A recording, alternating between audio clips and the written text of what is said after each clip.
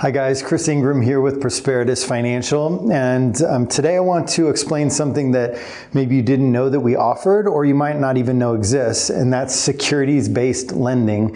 What that means is they can use the stocks, mutual funds, the assets that you hold in your brokerage account in order to create a loan or a line of credit that you can use for other purposes.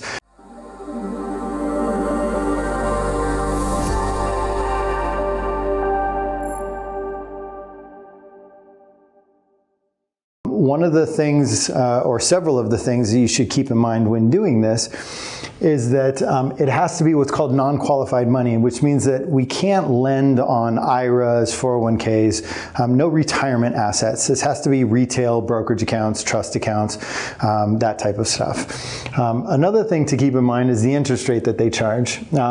We charge Fed funds target rate plus 2.85%. So depending on where the Fed funds target rate goes, it's going to adjust the interest rate that you're going to be charged for that loan. It's a pretty easy application process, and there's no fees for the application, origination fees, there's no term fees or annual fees, no additional fees basically aside from the interest rate. And we can lend up to 70% of the assets in that account. So $100,000 account filled with stocks and mutual funds and whatnot, and we can put a loan together for $70,000 based on those assets in that account. Why would you do this? So a couple different reasons. Number one is maybe you need money and you have assets in your account, but you don't want to sell the stocks or the mutual funds in your account to get to that money at that time. Maybe the market just took a hit, it's down, you don't want to liquidate at this time, but you need to get to the money, so you could borrow. Number two would be avoid taking a tax hit. So let's say you bought a stock for $10,000, it's now worth $50,000, and if you sell it, you're going to pay capital gains taxes on all of that earnings that you had in that stock. You don't want to pay those taxes, but you need money for remodeling the house or whatever it may be. Well, then you can borrow the money instead of having to sell those assets, take the tax hit to get to those assets. Another one is stay invested. So depending on where that Fed funds target rate is, plus the 2.85%, let's just guess and let's just say it's 5%. Well, maybe you want to stay invested because maybe your account is averaging 8, 9, 10% a year, and you feel like it's a better opportunity to have the money invested and go ahead and borrow the money instead of pulling money out of the stock market.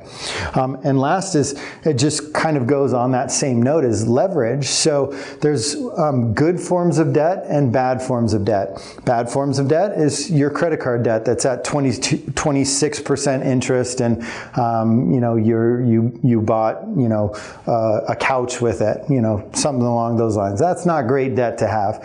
Good debt is debt that is leveraging opportunity. So maybe you can take out this loan here, okay, and keep invested, okay? So maybe your arbitrage is that the stock market is outperforming the interest rate that you're paying on that loan in the first place, but you can take this loan out and let's say you invest that money into, I don't know, let's call it a new business, or how about income producing real estate, or you may take that money out and go invest that in other types of investments. Well, now you've left your money invested in the stock market, you borrowed at this interest rate, and you took it and started a business or income producing assets like real estate or other investment vehicles. So a great way to take what you have invested and be able to do some other things with it.